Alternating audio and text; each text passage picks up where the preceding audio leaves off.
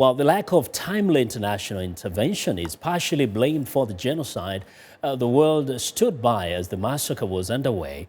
What have we learned, and are we putting those lessons to use? Viewers, Klein has a report, and we warn you that some of the images here are disturbing.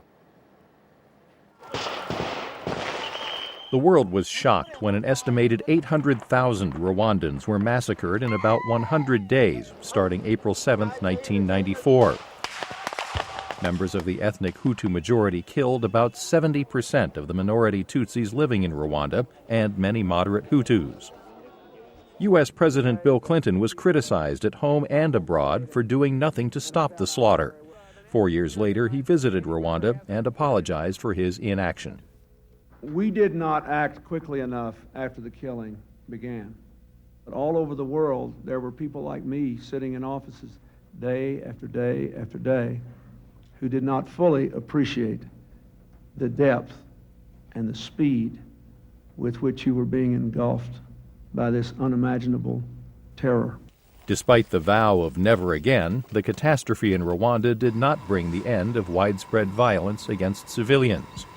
Genocide in Sudan's Darfur region and sectarian violence in the Central African Republic are among the acts of mass brutality since then that have left millions dead or homeless. In the Syrian civil war, at least 150,000 people are believed to have been killed, and another U.S. president has been accused of inaction. Amnesty International's Adote Akwe says opposition from Russia in the United Nations Security Council is blocking White House efforts to stop the violence in Syria. The international community has to end the crisis in Syria somehow, and the administration has been consistent in trying to do that, but it's not been able to actually achieve the results that we all want to see.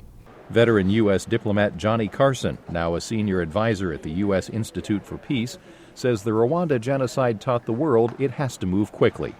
Act swiftly and to muster the resources of the international community to condemn and engage as quickly as possible when we see an atrocity about to occur. Ambassador Carson says the lessons of Rwanda and other massacres led President Barack Obama to establish an Atrocities Prevention Board, which is an interagency group that gets together once a month under the direction of the National Security Council to review situations around the world that may be likely to turn into atrocities or mass violence. Akwe says the board is a major step forward, but efforts to prevent atrocities must start sooner.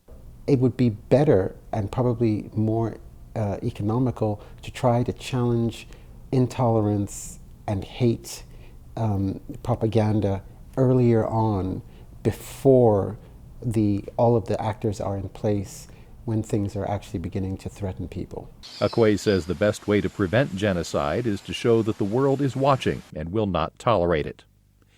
Klein, VOA News, Washington.